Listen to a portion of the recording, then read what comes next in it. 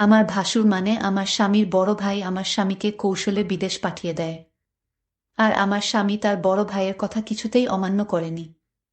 তাই সে বিদেশ চলে গেল। তারপর বাড়িতে আমি আর ভাসুর থাকি। একদিন রাতে ভাসুর বলল, আমার পায়ে খুব ব্যথা করছে, আমায় একটু মেসেজ করে দিবে।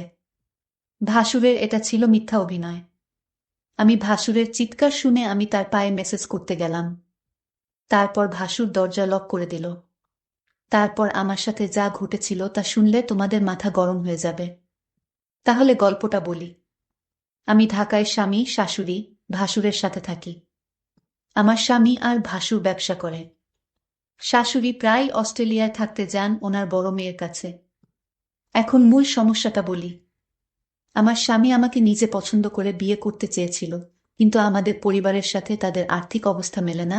আমরা মধ্যবিত্ত, তারা ধনী, বলে কেউ রাজি ছিল না। তখন আমার ভাসুর সবাইকে রাজি করান, তবে আমার প্রতি তার অনুরোধ ছিল যেন উনার বাচ্চাকে আমি দেখাশোনা করি। ভাসুরের একজন মালয়েশিয়ান বউ ছিল, সে 1 বছরের বাচ্চাকে রেখে ডিভোর্স করে চলে যায়। বাচ্চাকেটাকে আমি দেখাশোনা করি। বাচ্চাটার বয়স 2 বছর এখন। যাই হোক, মূল ঘটনায় আসি এখন। একদিন দুপুরে বাসায় আমি আর বাচ্চাকে ছিলাম। বাচ্চাকে বিছানায় শুইয়ে আমি বাথরুমে গোসল করতে যাই। বাচ্চাকে যেহেতু রুমে একা, তাই ওকে দেখে রাখার জন্য বাথরুমের দরজা খোলা রাখি। ভাসুর তখন বাইরে আর শাশুড়ি অস্ট্রেলিয়ায়। বরের কাছে বাসার চাবি থাকে। এ সময় দরজায় শব্দ পাই, ভাবি বর এসেছে, কারণ চাবিটা ওর কাছেই ছিল। কিন্তু ভাসুরকে দেখি হঠাৎ আমার রুমে ঢুকে পড়তে। বাচ্চাকে তখন কিছুটা কাঁদা ছিল, তাই মনে হয় বাচ্চার শব্দে এসেছে। এসেই উনি বাথরুমে ঢুকে পড়ে। আমি অবাক হয়ে গেলাম। কেউ না বলে হঠাৎ এভাবে বাথরুমে ঢুকে পড়ে। আমি তাকে কিছুই বলতে পারিনি। ভাসুর তখন বলছিল, সরি, আমি জানি না তুমি বাথরুমে ছিলে। এই দিনের ঘটনার পর থেকেই ভাসুরের চোখে আমি একটা অন্যরকম দৃষ্টি দেখি। দৃষ্টিটা জানি কেমন, আমার মোটেও ভালো লাগে না। মনে হয় উনি আমার দিকে তাকিয়ে অনেক কিছু ভাবছেন। আমাকে উনি নাম ধরে ডাকতেন, কিন্তু এখন ডাকার ধরনটাও কেমন যেন হয়ে গেছে। এই ঘটনার পর থেকে প্রায় প্রতিদিনই দুপুরে উনি বাসায় চলে আসেন, অথচ আগে প্রয়োজন ছাড়া কখনো আসতেন না। এই সময় আমার বর থাকে প্রতিষ্ঠানের অফিসে। অফিসে কাজ না থাকলেও বরকে কোনো একটা কাজে লাগিয়ে উনি বাসায় থাকেন। শুধু বাসায় থাকলে সমস্যা ছিল না, কিন্তু বাচ্চার কাছে থাকার অজুহাতে উনি আমার ঘরেই পড়ে থাকেন আর অদ্ভুতভাবে তাকান। বাচ্চার জন্য আমিও বেশি দূরে সরতে পারি না। বাচ্চাটা কিছুক্ষণ পর পর আমাকে ডাকে। এ অবস্থা প্রায় 2-2.5 মাস ধরে চলছে। হঠাৎ আমার ভাসুর বলল, আমার স্বামীকে বিদেশ পাঠাবে, ভালো একটা ভিসা আছে, তাই বেতনও অনেক ভালো। আর তাই আমার স্বামীও না করেনি। উনি মনে হয় আমার কাছে কিছু একটা চাচ্ছেন। না হলে আমার স্বামীকে বিদেশ পাঠালো কেন? তবে তার চাওয়াটা যে কি সেটা আমি বুঝতে পারছি না। আবার ভাবি আমার ধারণা ভুল, কারণ উনি খুবই ভালো একজন মানুষ, খুব খেয়াল রাখেন আমাদের। তাই দ্বিধাটা রয়েই গেছে। আমি কি করলে উনার সাথে সম্পর্কটা আবার আগের মতো হবে? তাছাড়া আমি উনার মনে কি আছে সেটা কিভাবে বুঝতে পারবো? আমার বরকে কি ঘটনা জানাব, নাকি অপেক্ষা করব আরো? আমি ভাবলাম না, বরকে এখন কিছু জানানোর দরকার নেই। আমি আরো কনফার্ম হয়ে তারপর জানানো উচিত আমি মনে করি। বাসুর আমার দিকে অন্যরকম দৃষ্টিতে চেয়ে থাকত। আমি মাঝে মাঝে বলেই উঠতাম, আপনি এভাবে কি দেখেন আমার দিকে তাকিয়ে? তখন উনি বলতো, আসলে কি বলবো, আমি খুব কষ্টে আছি। আমার কষ্টটা যদি তোমার কাছে বলি, তুমি হয়তো কি মনে করো তা আমি জানি না। তবে তুমি আমার বাচ্চাটাকে নিজের মনে করে লালন পালন করছো, এতে আমি অনেক খুশি। সত্যিকার অর্থে তুমি একজন ভালো ঘরের মেয়ে। কারণ এখনকার যুগের মেয়েরা তার নিজের সন্তানের প্রতি এতটা কেয়ার করে না, যতটা তুমি আমার বাচ্চাটাকে করছো। আমি তোমার এই ঋণ কোনোদিন শোধ করতে পারবো না। আমার বাচ্চাটা, মায়ের অভাবটা তুমি পূরণ করছো, এর চেয়ে বেশি কি হতে পারে? আসলে বিদেশি মেয়েরা তার সন্তানের প্রতি ভালোবাসা কম থাকে, তবে সবাই সমান না। বাঙালি নারীরা তার সন্তানের দিকে তাকিয়ে সারাটা জীবন কাটিয়ে দিতে পারে। বাঙালি নারীর কোনো তুলনা হয় না। তবে আমার ছোট ভাইয়ের বউ করে তোমাকে আনতে পেরে আমি নিজেকে ধন্য মনে করছি। আমার ভাসুর আমার এইসব প্রশংসা করছিল। আমি তার প্রশংসা শুনে অনেকটা থমকে গেলাম। বাবারে এত প্রশংসা! যাই হোক, ভাসুরকে একদিন দেখলাম খাওয়া দাওয়া ছেড়ে মনমরা হয়ে ঘরে শুয়ে আছে। এই বাড়িতে ভাসুরকে আমি দেখাশোনা ছাড়া আর কেউ নাই। দেখলাম ভাসুর আজ সারাদিন কিছু খায়নি। আমি ভাসুরকে বললাম, আপনার কি শরীর খারাপ? ভাসুর বলল, আমার মাথায় প্রচণ্ড ব্যথা করছে সকাল থেকে, কি করব বুঝতেছি না। আমি ভাসুরকে বললাম, আমি কি মাথায় একটু মেসেজ করে দিব? মেসেজ করে দিলে হয়তো ব্যথাটা কিছুটা কমে যাবে। বাসুর আমার মেসেজের কথা শুনে অনেকটা খুশি হলো। সে চেয়েছিল তার মাথায় মেসেজ করে দিই। আমি ভাসুরের মাথায় মেসেজ করছিলাম, এমন সময় সে বলল, দেখো তুমি মেসেজ শুরু করতেই আমার ব্যথাটা অনেকটা কমে গেছে। তোমার হাতে কি জাদু আছে নাকি? আমি তার কথা শুনে কিছুটা অবাক হলাম। আমি বললাম, মেসেজ করে দিলে এমনই ব্যথা কমে যায়। এখানে হাতের জাদু বলতে কিছু নেই। মেসেজ করলে ব্যথা কমে যাবে, এটাই স্বাভাবিক। ঠিক আছে, তোমাকে অনেক ধন্যবাদ মেসেজ করে দেওয়ার জন্য। আমার মাথা ব্যথা কমে গেছে। কিন্তু ভাসুরের মাথা ব্যথা ছিল না। মাথা ব্যথার অভিনয় করেছিল আমার সাথে। আমি এটা বুঝতে পারি আমি যখন তার রুম থেকে বের হই। তখন সে একা একা বলছিল। আমি ধীরে ধীরে আমার প্রতি ভালো মন মানসিকতা তৈরি করছি। সেটা আমি বুঝতে পারলাম। ভাসুর কেন আমার সাথে এমন মিথ্যা নাটক করছিল? তার উদ্দেশ্যটা কি ছিল তা আমার জানা খুব জরুরি ছিল। আমি বাড়িতে আছি, ভাসুরের সন্তান আর আমার ভাসুর। এরপর দিন আবার সেই অভিনয় শুরু করলো। সে আস্তে করে চিৎকার করছে আর বলতে লাগলো, আমার মাথাটা ব্যথা করছে, এখন কি করব? আমি তখন ভাসুরকে বললাম, ডাক্তারের কাছে যান, তাহলে সব ঠিক হয়ে যাবে। রোগ নিয়ে ঘরে বসে থাকলে কি আর চলবে, বা রোগ ভালো হবে? ভাসুর আমার কথাটা শুনে দেখলাম তার মুখটা অন্ধকার হয়ে গেল। আসলে কি তার মাথা ব্যথা করছে নাকি এসব অভিনয়? আমি তার হাবভাব কিছুই বুঝতেছি না। আমি ভাসুরকে বললাম, চলুন আজ আপনাকে ডাক্তারের কাছে নিয়ে যাই। ভাসুর বলল, তুমি একটু মেসেজ করে দিলেই তো মাথা ব্যথাটা কমে যায়। তাহলে শুধু শুধু কষ্ট করে কেন ডাক্তারের কাছে যাওয়া লাগবে কেন? আমি ভাসুরের কথাটা শুনে কিছুটা অবাক হলাম। সে চায় আমি তার মাথায় মেসেজ করে দেই। আসলে সে কি চায় সেটা আমার জানতে হবে। ভাসুরের এমন অভিনয় আমার কাছে ভালো মনে হচ্ছে না। এর মধ্যে আমার বর আমার কাছে ফোন করলো, আমাকে জিজ্ঞেস করলো, কেমন আছো সালমা? আমি বলেছিলাম, তুমি খুব শীঘ্রই বাড়িতে আসলে অনেক ভালো হতো। এতদিন বিদেশ থাকার দরকার নাই। তুমি যত দ্রুত সম্ভব চলে আসো। আমার স্ত্রীর এমন কথা শুনে আমি কিছুটা থমকে যাই। আমার স্ত্রী তো কোনোদিন এমন কথা বলেনি। আজ সে এমনভাবে বলছে আমি যেন আজই দেশে চলে আসি। আমি সালমাকে জিজ্ঞেস করলাম, তোমার কোনো অসুবিধা হচ্ছে সালমা? সালমা বলল, না তেমন কোনো সমস্যা হচ্ছে না। বড় ভাইজান তোমার খোঁজ খবর রাখে তো? আমি বললাম, ভালোই খোঁজ খবর রাখে। ঠিক আছে, এখন রাখি, পরে কথা হবে। ভাসুর আড়ালে থেকে আমার সমস্ত কথাগুলো শুনছিল। কথা শেষ হতেই ভাসুর চলে গেল তার রুমে। রাত হলো, ভাসুর আমায় ডাকছে, বলছে, সালমা, আজ আমার পায়ে অনেক ব্যথা করছে, বুঝলাম না আমার কি হয়েছে। দিন দিন রোগ বেড়ে চলেছে। তুমি কিছু মনে না করলে আমার পায়ে একটু মেসেজ করে দাও। সে ব্যথায় চিৎকার করছে আর বলছে আমার পায়ে অনেক ব্যথা করছে। আমি ভাসুরের চিৎকার শুনে তার পায়ে মেসেজ করতে শুরু করলাম। ভাসুর তখন ঘুমিয়ে পড়ল। ভাসুর ঘুমিয়ে রইল আর আমি তার পায়ে মালিশ করে দিচ্ছিলাম। কিন্তু ওইদিকে বাচ্চাটা কাঁদছিল। আমি ভাসুরকে বললাম, আপনি ঘুমিয়ে পড়েছেন, বাচ্চাটা কাঁদছে, আমি চলে যাই। তখন ভাসুর বলল, ঠিক আছে, বাচ্চাটাকে ঘুম পাড়িয়ে আবার এসো। ভাসুর আমার সাথে এমন করছে মনে হচ্ছে আমি এ বাড়ির চাকরানী। সারাক্ষণ তার সেবযত্ন আমার করতে হয়। আমি তো এই পরিবারের সমস্ত কাজ করতে করতে আমি অনেক ক্লান্ত। কিন্তু আমার কষ্ট কি আর কেউ বুঝে? পরের দিন আমি বলেছিলাম ভাসুরকে, আপনার মাথায় ব্যথা, পায়ে ব্যথা, আজ চলুন আপনার চিকিৎসা করাবো। আজ আমি আপনাকে ডাক্তারের কাছে নিয়ে যাব। আপনি না যেতে চাইলে আপনাকে জোর করে নিয়ে যাব। ভাসুর মনে হচ্ছে গলা শুকিয়ে গেল। কারণ ডাক্তারের কাছে গেলে হয়তো সত্যটা পাশ হয়ে যাবে, তার কোনো রোগ ধরা পড়বে না। তখন হয়তো আমার চোখে সে দোষী হয়ে যাবে। এটা ভেবেই ভাসুর ডাক্তারের কাছে যেতে চাইতো না। আমি সেটা ভালো করে বুঝতে পারতাম।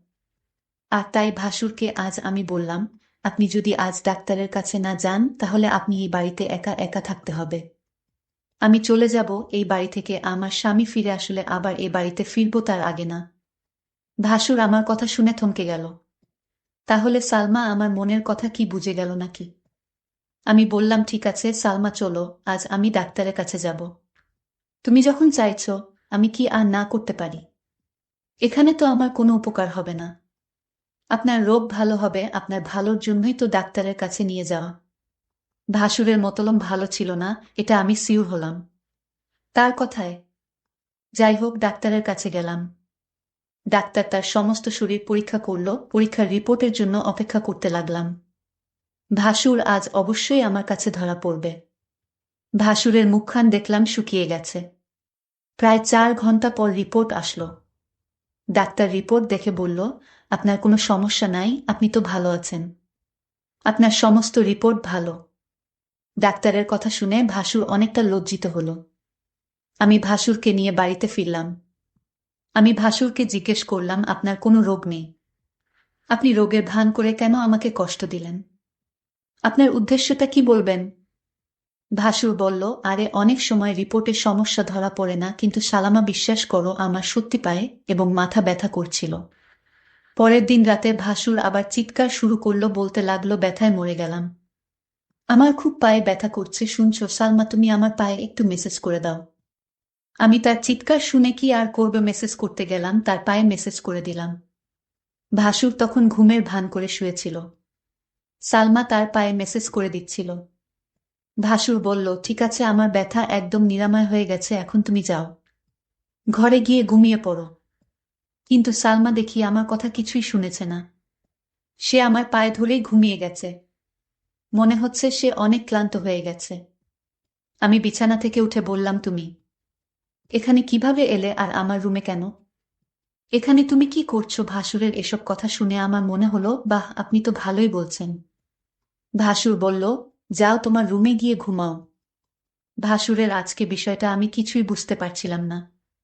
রাত শেষে সকাল যখন এলো, একজন লোক ডাকতে লাগলো, সালমা ম্যাডাম বাড়িতে আছেন? আমি বললাম, আমি সালমা, বলুন কি বলবেন। লোকটি আমার হাতে একটি কাগজ দিয়ে বলল, এটা আপনার স্বামী বাহির থেকে পাঠিয়েছে। আমি কামটা খুলে যা দেখলাম তা দেখে আমার মনে হচ্ছিল আকাশের বুঝি আমার মাথায় ভেঙে পড়ল। এটা ছিল ডিভোর্স লেটার। আমার স্বামী আমাকে বিদেশ থেকে ডিভোর্স দিয়ে দিয়েছে। আমার তো কোনো অপরাধ ছিল না, তাহলে কেন সে আমাকে ডিভোর্স দিল? আমি তো কিছুই বুঝতেছি না। আমি অনেকটা ভেঙে পড়তে লাগলাম, আমার মাথায় কোনো কাজ করছিল না। আমি এটা মেনে নিতে পারছি না, কোনো কারণ ছাড়াই আমাকে ডিভোর্স দিল আমার স্বামী, এটা আমি কিভাবে মেনে নিব? কিন্তু হঠাৎ আমার ইমোতে আমার স্বামী একটা ভিডিও সেন্ড করে পাঠালো। ভিডিওটা দেখে আমার মাথা ঘুরে গেল। ভিডিওটা তো আমি যখন ভাসুরের পায়ে ব্যথা ছিল তখন মেসেজ করছিলাম, সেই ভিডিও। আমি ভিডিওটা দেখে চমকে গেলাম। আমি ভাসুরের উপকার করলাম, আর ভাসুর কিনা আমার স্বামীকে ভুল ধারণা দিল। কেন সে এটা করল? আমি ভাসুরের রুমে গিয়ে ভাসুরকে বললাম, আপনি কি মানুষ না অন্য কিছু? আপনি কিসের জন্য আমার সংসারটা ভেঙে দিলেন একটা মিথ্যা নাটক করে? আমার মন তো সহজ সরল ছিল। আমি কিছুটা বুঝতে পারছিলাম, কিন্তু আমি তা আপনাকে বলিনি, কারণ আমি আপনাকে সম্মান করি তাই। আর আপনি সম্মানের এই প্রতিদান দিলেন। ভাসুর তখন দরজা লক করে দিল। আমি বললাম, দরজা লক করলেন কেন? সে বলল, একটু পরে সবই বুঝতে পারবে। ভাসুর তখন আমার পায়ে এসে পড়ল আর বলল, তুমি আমায় ক্ষমা করে দাও। আমি যা করেছি আমার সন্তানের জন্য করেছি। আমি চেয়েছি তুমি আমার সন্তানের জননী হও। আমার সন্তানকে তুমি যেভাবে লালন পালন করছো, এতে আমি অনেক খুশি। আমি চাই তুমি আমার হয়ে সারা জীবন থাকো। আর তাই তো আমি এটা করেছি। নিজের সন্তানের জন্য সকল বাবা মা সবকিছু করতে পারে। আমাকে তুমি ক্ষমা করে দিও। তারপর আমার কিছু করার ছিল না। আমি ভাসুরের সন্তানের দিকে তাকিয়ে তার কথা মেনে নিলাম। কিন্তু ওই দিকে আমার স্বামী একটা বিদেশি মেয়েকে বিয়ে করে বাড়িতে নিয়ে আসলো। বন্ধুরা, আজকের গল্পটি কেমন লাগলো তা অবশ্যই কমেন্ট করে জানাবেন। ধন্যবাদ।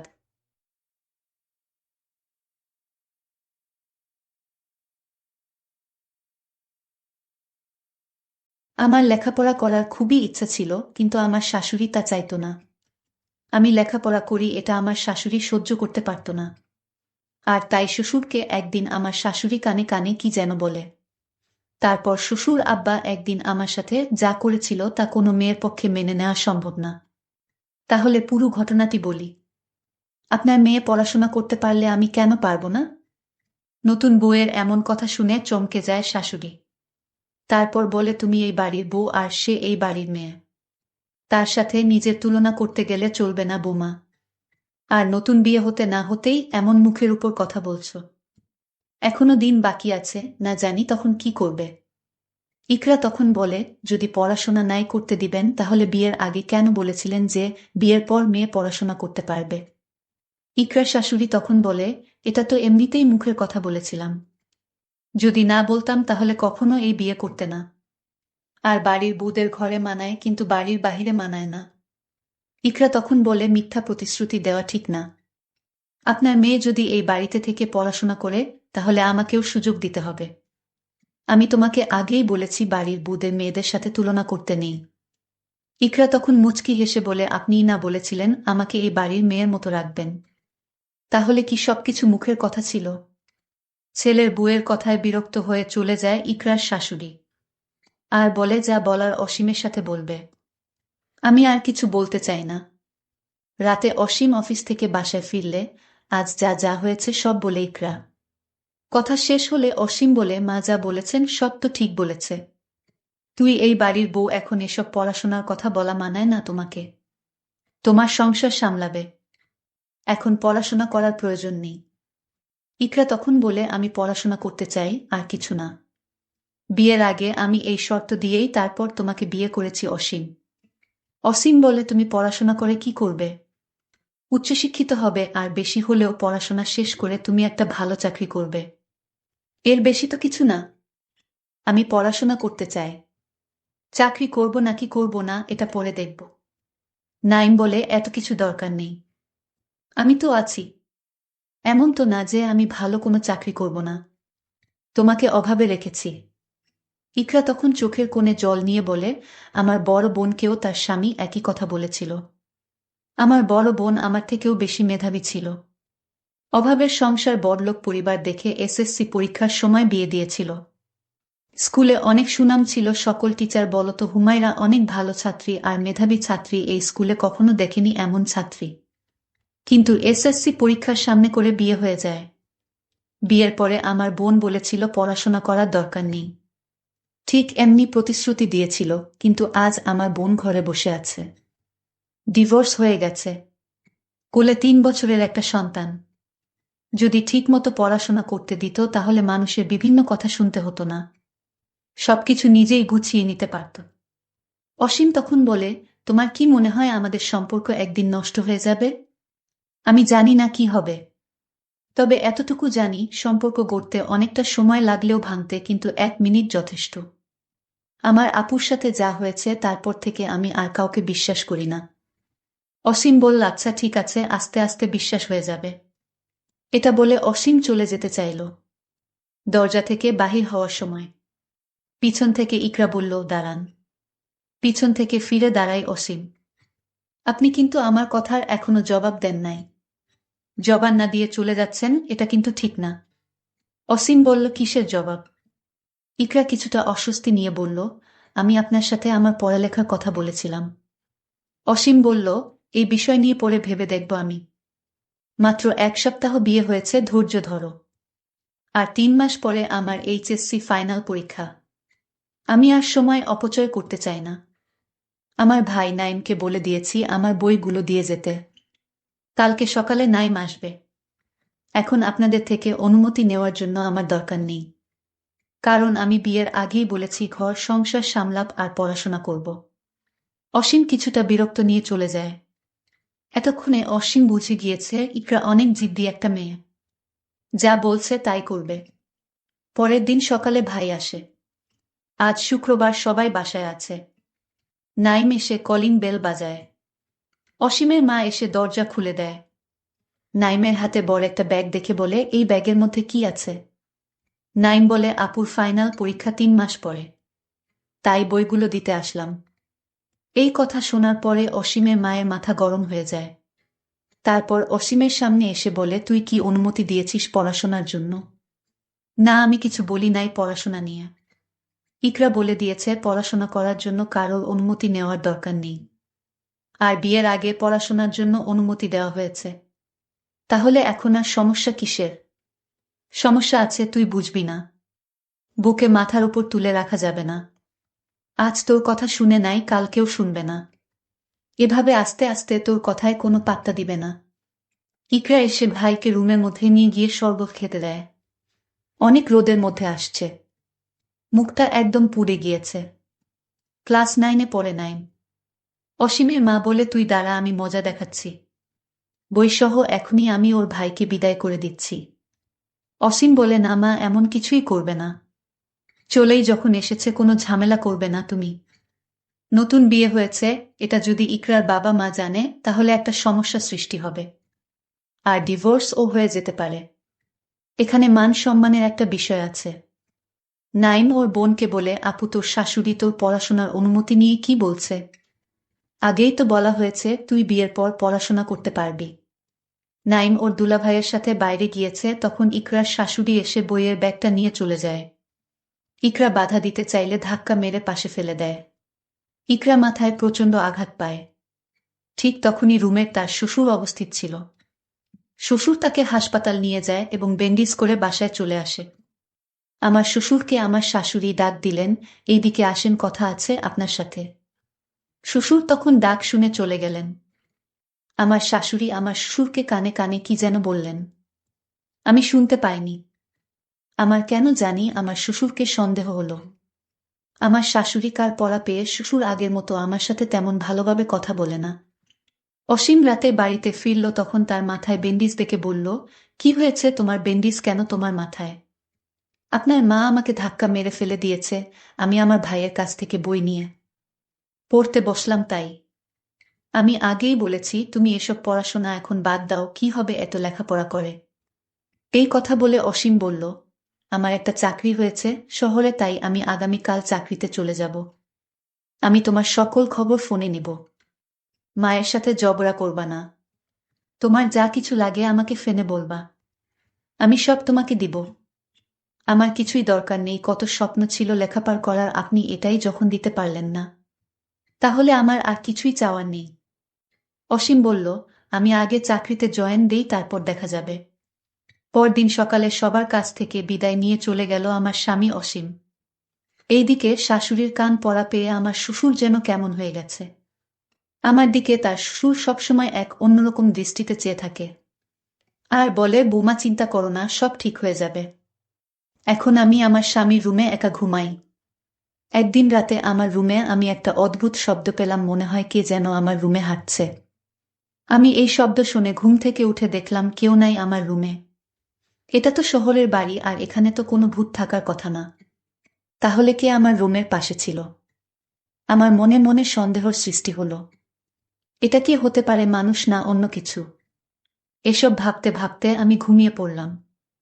ঘুমের মধ্যে আবার আমি আমার রুমে একটা শব্দ পেলাম, শব্দটা হাঁটার। মনে হয় আমার রুমে কেউ হাঁটছে। দেখলাম আমার রুমে কেউ নাই। আমার মনে হয় আমি দুঃস্বপ্ন দেখেছি। আর ঘুম হলো না। সারা রাত জেগে রইলাম। এরপর দিন আমি আবার ঘুমাতে গেলাম। ঠিক তখন রুমের জানালা দিয়ে লক্ষ্য করলাম কে যেন আমাকে লক্ষ্য করছে। আমি দেরে গেলাম, জানালার কাছে গিয়ে দেখলাম কেউ নাই, তবে কিছুটা যেন আমার সুরের মতো আন্দাজ করলাম। তাহলে কি আমার সুর? না, এখানে সুর আসবে কেন? আমি একটা দুশ্চিন্তার মধ্যে পড়ে গেলাম। আসলে আমার সাথে এমন হচ্ছে কেন? এর মধ্যে শাশুড়ির ডাক পড়ল, বুমা কোথায় তুমি? এত সময় ঘুমালে হবে। আমার শাশুড়ি বলল, কে নাও মা, অনেক বেলা হয়েছে। শাশুড়ির আদর যেন উদলে পড়ছে। এই তো কতদিন আগে শাশুড়ি আমার ধাক্কা দিয়ে মাথায় আঘাত করে, আর আজ তার এত দরদ কোথায় থেকে এলো? আমার শাশুড়িকে কেমন যেন এক সন্দেহ হলো। আমি কোনো কথা না বলে আমার রুমে ঘুমাতে গেলাম। পরদিন সকালে ঘুম থেকে উঠে আমি যখন নাস্তা করতে বসি, তখন আমায় ডাক দিল আমার শ্বশুর। আমি শ্বশুরের রুমে গিয়ে দেখি শ্বশুর নেই। কি আশ্চর্য, আমি কিছুই বুঝতে পারছি না, আমার সাথে এটা কি হচ্ছে। আমার মাথায় নানা রকম চিন্তা আসতে শুরু করলো। আমি এখন মনে মনে সিদ্ধান্ত নিলাম, এটা কে এবং কেন এখানে আসে, আমার কাছে কি চায়, আমার সবকিছুই জানতে হবে।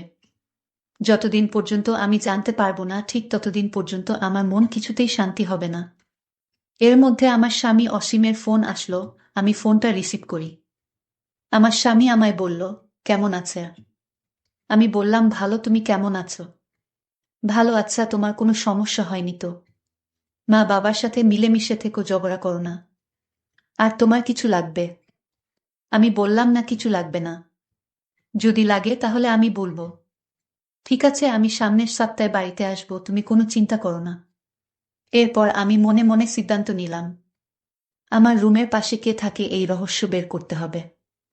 আর কিভাবে ধরা যায় তার জন্য ঘরের দরজার কাছে, অর্থাৎ যেখানে সে পা রাখে, সেখানে আমি পায়ের চাপ নেওয়ার জন্য বা জুতার চাপ নেওয়ার জন্য আমি একটু মাটি পানির সাথে ভিজিয়ে কাদা করে ঘরে যেভাবে মোচন করে ঠিক সেইভাবে রুমের নিচের জায়গাটায় কাদা দিয়ে মোচন করে দিলাম। এখন যে কেউ এখানে এসে দাঁড়ালে তার জুতার ছাপ লেগে থাকবে, আর তা দেখে আমি সহজেই বের করতে পারবো এটা কে এবং কি চায়। পরদিন সকালে যখন আমি ইচ্ছে করেই রুমে যাই, তখন আমি লক্ষ্য করলাম এখন কেউ আসে না। আমি ভাবলাম রাতে হয়তো আসবে, আর তাই রাত পর্যন্ত অপেক্ষা করতে লাগলাম। তার মাথার অংশটা কিছুটা আন্দাজ করতে পারলাম, কিন্তু আমি শিওর না এটা কে। তারপর আমি যখন রুম থেকে বের হই, তখন আমি তার জুতার চাপটা দেখে আমার মাথায় যেন আকাশ ভেঙে পড়ল। দেখলাম আমার আপন ছোট ভাইয়ের জুতার চাপ। তাহলে নাইম এখানে কিভাবে আসবে? আর সে এখানে আসবে কেন? সে তো আমাদের বাড়িতে, এটা তো দেখছি আমার ভাই নাইমের জুতার ছাপ। না, এটা হতে পারে না। আমি ভুল দেখছি না তো? আমি স্বপ্ন দেখছি না তো? আমি আমার প্রত্যেকটা রুমে আমার ভাই নাইমকে দেখলাম এবং তার জুতা খুঁজলাম, কিছুই পেলাম না। আমি এখন কি করব বুঝতেছি না। এই বিষয়টা কি আমার শ্বশুর শাশুড়ির সাথে শেয়ার করা যায়? একমনে ভাবলাম, না, এখন শেয়ার করব না। তাকে আমার নিজ চোখে দেখতে হবে। আর এটা দেখার জন্য আমি আমার বড় বোনকে বললাম, তুই একদিনের জন্য আমার শ্বশুর বাড়িতে আসবা। আমি একটা মহা দুশ্চিন্তায় পড়ে গেলাম। আমি আপুকে বললাম, তুমি আমার শ্বশুর বাড়িতে আসো, তোমাকে আমার জরুরি দরকার। তুমি কালই আমার স্বামীর বাসায় আসো। বড় আপু বলল, ঠিক আছে, আমি কাল আসছি। পরদিন আপু যখন আসলো, রাতে খাওয়া দাওয়া করে যখন ঘুমাতে গেলাম, তখন সব ঘটনা আমি খুলে বললাম। আপু বলল, নাইম এখানে আসবে কি করে? সে তো আজ 10 দিন ধরে তোর দুলাভাইয়ের বাড়িতে। তোর দুলাভাই ব্যবসার কাজে গেছে, তাই বাড়িতে কেউ নাই, তাই আমি একা একা থাকতে ভয় পাই, আর তাই নাইমকে নিয়ে গেলাম আমার বাসায়। কি বলো আপু, তাহলে নাইমের জুতার ছাপ এখানে কি করে এলো? ঠিক আছে, তুই কোনো চিন্তা করিস না, কাল এর রহস্য আমি খুঁজে বের করব। তারপর আপু আর আমি ঘুমিয়ে গেলাম। সকালে আমার বড় বোন বলল, আমি আগে থেকেই রুমের জানালার পাশের রুমে আমি একটা মোবাইল নিয়ে দাঁড়িয়ে থাকব, আর রাত যখন হবে তখন আমি ওই রুম থেকে দেখব সেটা কে তোর রুমে আসে এবং তোর কাছে কি চায় সব ভিডিও করে ফেলব। তাহলেই সে ধরা পড়বে। আমি বললাম, আপু তোমার মাথায় এত বুদ্ধি আছে। পরদিন রাত হলো, আপু আগে থেকেই রেডি, আর আমি এইদিকে রুমে গিয়ে শুয়ে পড়ার ভান করলাম। তখন রুমের দরজার কাছে একটা লোক আসলো এবং দরজাটা দিয়ে প্রবেশ করল রুমে। সেটা আপু দেখতে পেল এবং কয়টা ছবি তুলে ফেলল। ছবিতে যে লোকটি ছিল তা দেখে আমি অবাক হয়ে গেলাম। সেটা আর কেউ না, এটা হলো আমার শ্রদ্ধেয় শ্বশুর আব্বা। কিন্তু এটা যদি শ্বশুর আব্বা হবে, তাহলে নাইমের জুতার চাপ এখানে আসলো কি করে? কিন্তু ছবিতে ভালো করে লক্ষ্য করলাম, শ্বশুর আব্বার পায়ে যে জুতা ছিল সে জুতা নাইমের। মানে আমার শ্বশুর আব্বা নাইমের জুতা রুমের দরজার কাছে আসতো। নাইম যেদিন আমার স্বামীর বাড়িতে বই দিতে আসলে, সেদিন নাইমকে শ্বশুর আব্বা নতুন জুতা কিনে দিয়েছিল। আর তার পায়ের জুতাগুলো আমার শ্বশুর অন্যরকম বাহানা দেখিয়ে জুতা রেখে দিল। শ্বশুর কেন আমার ভাই নাইমের জুতা পরল সেটা পরে বলছি। তার আগে বলি, আমি যখন ঘুমের ভান করে শুয়ে রইলাম, তখন শ্বশুর আব্বা আমার রুমে ঢুকল। তারপর আমার স্বর্ণের অলংকারের সাথে একটা তাবিজ বেঁধে দিল, আর আপু জানালা দিয়ে ভিডিও করল। তাবিজটা বেঁধে রুম থেকে বের হয়ে গেল। আমি আমার স্বামীকে ফোন দিলাম, বললাম তাড়াতাড়ি বাড়িতে আসো, জরুরি কথা আছে। আমার স্বামী আমার কথা মতো রওনা দিয়ে দিল। বাড়িতে আসার পর আমার স্বামীকে আমার বড় বোন ভিডিওটা দেখালো। শ্বশুর আব্বাকে আমার স্বামী ডাক দিয়ে বলল, বাবা, এসব কি দেখছি? তুমি আমার স্ত্রীর অলংকারের সাথে তাবিজ বাঁধলা কেন? বাবা তখন সব বলে দিল, আমার কোনো দোষ নেই বাবা, সব দোষ তোর মায়ের। তোর মা আমাকে একটা তাবিজ দিয়ে বলল, তুমি বৌমার গলায় তাবিজটা পরিয়ে দিও, তাহলে বৌমা এসব পড়াশোনার কথা ভুলে যাবে। আর এমনও হতে পারে তার স্বামীর প্রতি হিংসা বেড়ে যেতে পারে এবং তাকে ডিভোর্স দিয়ে চলেও যেতে পারে। তোর মায়ের তো স্ত্রীকে পছন্দ হয়নি, সে নাকি মুখের উপর কথা বলে, আর তাই জাদু করার সিদ্ধান্ত নেয় যেন সে এ বাড়ি থেকে চলে যায় স্বেচ্ছায়। বাবা তোমরা একাই থাকো এ বাড়িতে, আমি আমার স্ত্রীকে নিয়ে এ বাড়ি থেকে চিরদিনের জন্য চলে যাচ্ছি। বুক ভরা কষ্ট নিয়ে বাড়ি থেকে শহরে চলে এলাম। কিছুদিন পর আমার মা বাবা আমার কাছে গিয়ে বলল, বাবা আমি চেয়েছিলাম বোমা সারাদিন বাড়িতে থাক, আমি চাই না বোমা লেখাপড়া করে চাকরি করুক, এতে বাড়ি শূন্য শূন্য লাগবে, আমার গল্প করার মতো কেউ থাকবে না। আর এই জন্য জাদু করেছিলাম যেন বোমা লেখাপড়ার কথা ভুলে গিয়ে সংসারে মনোযোগ দেয়। চলো বাবা বোমাকে বাড়িতে নিয়ে যাই। আমি মায়ের কথা ফেলতে না পেরে আমি আবার সেই বাবার বাসায় ফিরে আসলাম। বন্ধুরা, গল্পটি কেমন লাগলো তা অবশ্যই কমেন্ট করে জানাবেন। ধন্যবাদ।